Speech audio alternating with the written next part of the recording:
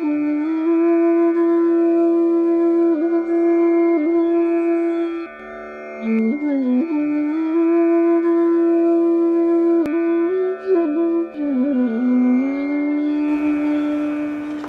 के चरणों में कोट कोट प्रणाम। प्रणाम जी। मैं 2020 से आपके वीडियो हमने मतलब देखना स्टार्ट किया था और तब से आपसे मिलने का प्रयास करता रहा, लेकिन जी मेरा जीवन संघर्षमय रहा है। तो मैं ये पूछना चाहता हूँ कि या मेरे कर्मों का परिणाम है या मैं आगे योग मार्ग के लिए बढ़ रहा हूँ तो उसके में मुझे इतने मतलब भोगने पड़े कर्म, ये पूछना।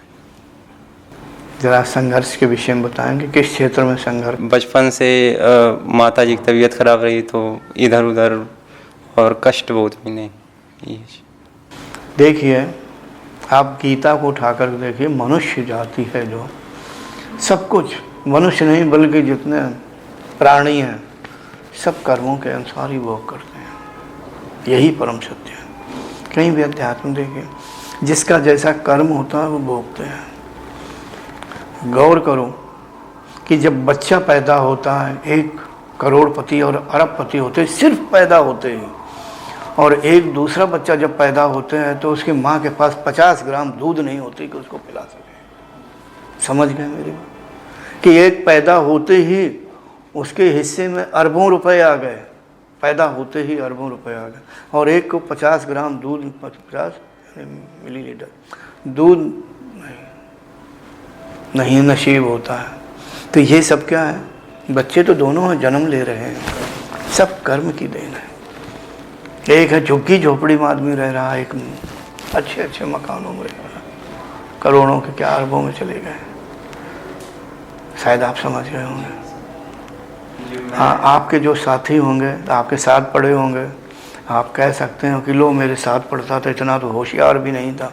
हो सकता है अच्छी नौकरी मिल गई हो, और दूसरे विद्यार्थियों को जो एक ही साथ क्लास में पढ़ते रहे हो वो नौकरी के लिए चक्कर काट रहे हो।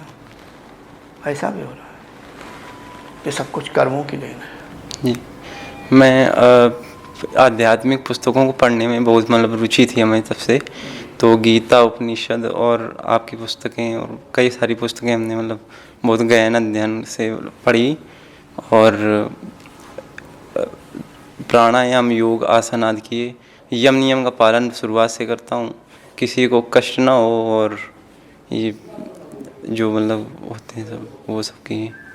नहीं तो अच्छी बात है जो आप बता रहे हैं। तो जब आपने गीता पढ़ी, उपनिषद पढ़े, उसमें भी तो कर्मों का सब कुछ जी विस्तार में दिया है। देखो, कर्म बस सब कुछ होता है। क्या स्थूल जगत, क्या सूक्ष्म जगत, क्या मनुष्य, क्या अन्य प्राणी, जितने भी 4-5 प्रकार के प्राणी हैं, जैसे पशु, पक्षी, मनुष्य, रेंगने वाले, पेड़ पौधे, ये 5 प्रकार के जो प्राणी स्थूल जगत में रहते हैं, सब कर्म बस। और तो और है, जो ऊपर के लोग के भी जितने देवी देवता कहते हैं, वो भी कर्म के कारण ही कि इंद्र पद को प्राप्त होता है, और कर्म के कारण अन्य देवता भी सब कुछ उसी को, तो सब कुछ कर्म का महत्व है। ठीक है, इसीलिए मनुष्य को अच्छे कर्म करने चाहिए। लेकिन ये ना सोच के बैठ जाए कि लो हमारे बुरे कर्म है इसलिए कष्ट मिलता है, ये भी सही नहीं है। ठीक है, पिछले होंगे, हमें प्रारब्ध में मिले हुए हैं पिछले जन्मों का, लेकिन मनुष्य को एक और सुविधा दी है ईश्वर ने, क्रियमाण कर्म करना। यानी जो वर्तमान हम कर्म करेंगे नया, अच्छा करना चाहिए। तो कुछ कर्म कर्माशय जल्दी प्राप्त, उनका फल जल्दी प्राप्त होता, और कुछ का संचित यानी निचले भाग में सुषुप्त अवस्था में चले जाते हैं, जो भविष्य यानी अगले जन्मों में उनका फल प्राप्त होगा। जी, हमारे संस्कार और कर्म हमें वो नहीं करते, जैसे मार्ग से भटकाते हैं, ऐसा हो सकता है?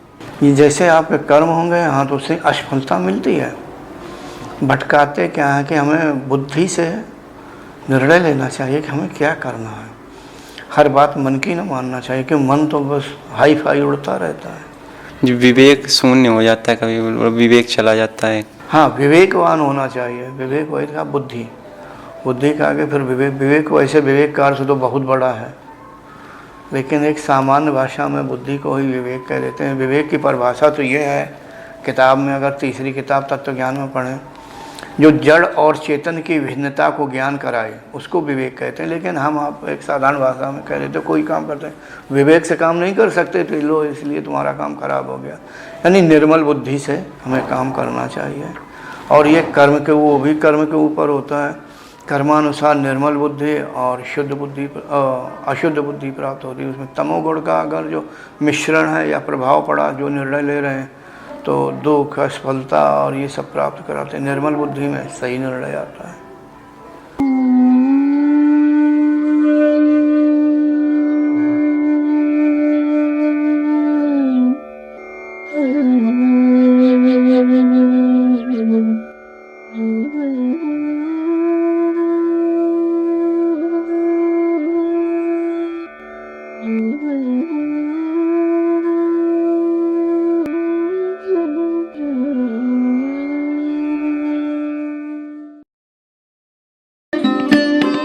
Thanks for watching. Remember to like, comment and subscribe.